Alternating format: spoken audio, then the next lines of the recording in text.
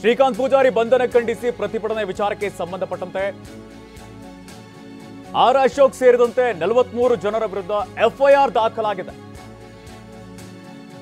ಎಫ್ಐಆರ್ನಲ್ಲಿ R Ashok ಪ್ರಮುಖ ಆರೋಪಿಯಾಗಿ ಗುರುತಿಸಲಾಗಿದೆ. ವಿಪಕ್ಷ ನಾಯಕ ಆರ್ ಅಶೋಕ್ A1 ಅಂತ ಉಲ್ಲೇಖವನ್ನ ಮಾಡಲಾಗಿದೆ. ಶ್ರೀಕಾಂತ್ ಪೂಜಾರಿ ಬಂಧನ ಖಂಡಿಸಿ ಪ್ರತಿಭಟನೆ ವಿಚಾರಕ್ಕೆ ಸಂಬಂಧಪಟ್ಟಂತೆ A1 ಆರೋಪಿಯಾಗಿ ಆರ್ ಅಶೋಕ್ ಅವರ ಹೆಸರನ್ನು ಉಲ್ಲೇಖಿಸಲಾಗಿದೆ. ಸುಮಾರು 43 ಜನರ ವಿರುದ್ಧವಾಗಿ ಎಫ್ಐಆರ್ ದಾಖಲಾಗಿದೆ. ಎಫ್ಐಆರ್ನಲ್ಲಿ ಆರ್ ಅಶೋಕ್ ಅವರ ಹೆಸರು ಪ್ರಮುಖವಾಗಿದೆ. A1 ಅಂತ ಉಲ್ಲೇಖವನ್ನು ಮಾಡಲಾಗಿದೆ. ಈಗಾಗಲೇ ಶ್ರೀಕಾಂತ್ ಪೂಜಾರಿ ಬಂಧನ ಆಗಿತ್ತು, ತದನಂತರದಲ್ಲಿ ಬಿಡುಗಡೆಯನ್ನು ಕೂಡ ಮಾಡಲಾಗಿದೆ. ಈ ಒಂದು ಪ್ರಕರಣಕ್ಕೆ ಸಂಬಂಧಪಟ್ಟಂತೆ 43 ಜನರ ವಿರುದ್ಧ ಎಫ್ಐಆರ್ ದಾಖಲಾಗಿದೆ. ಇದರಲ್ಲಿ ಆರ್ ಅಶೋಕ್ ಅವರನ್ನ A1 ಆರೋಪಿ ಅಂತ ಉಲ್ಲೇಖ ಮಾಡಲಾಗಿದೆ.